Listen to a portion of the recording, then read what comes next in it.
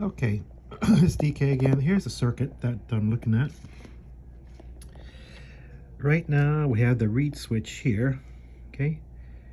And we're to use 2 pins, all right? On the reed switch, if you turn it,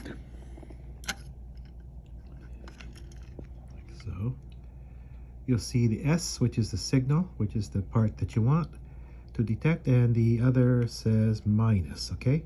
The minus goes to the ground, okay? So in our case, I'm using the ground from the digital right here to this point right there, and then hooked up to ground all the way here, okay?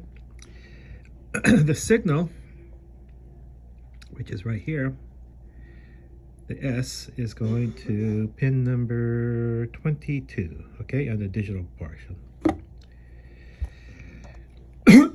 Excuse me. I'm also lighting off an LED when I detect presence of magnetic field. And when I want to detect the magnetic field, I use pin number 26, I believe it is, to light off an LED, okay, a red LED. All right, so I'll show it to you real quick. It's operating right now.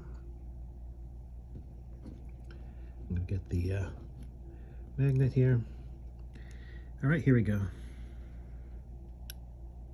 Here's magnet.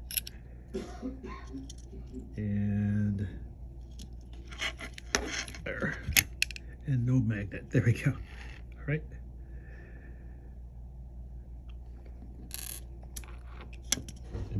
Let me reassemble it. Sorry about that. It just kind of fell apart because I had a malfunction. There we go. All right, here we go. Do this again. We have a magnet. It lights off an LED. No magnet. Magnetic field.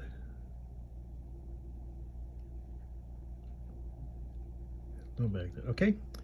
Is everybody okay with that? Magnetic field, no magnetic field.